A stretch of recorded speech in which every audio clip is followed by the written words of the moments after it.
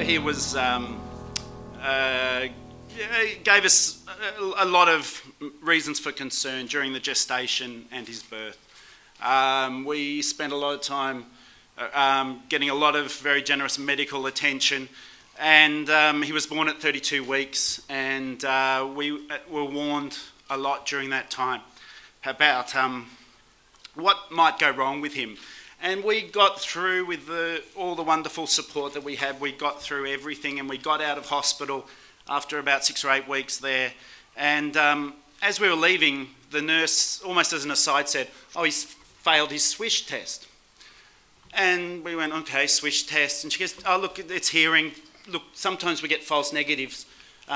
You just have to go for a follow-up test." And I was so confident that he was going to pass this challenge like all the others that he'd done, that I didn't even go to the follow-up test. But my wife called me up on the phone and said, "Our son's deaf."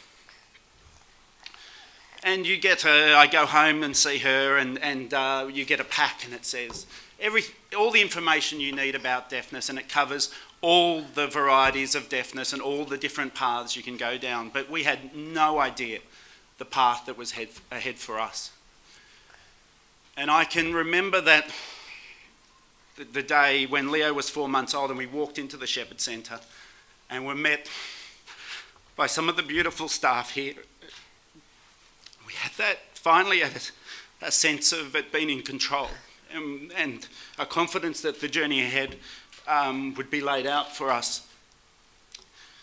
Leo, in February, got a cochlear implant on his right ear. Do you want to show them your magic ear? Where's your magic ear?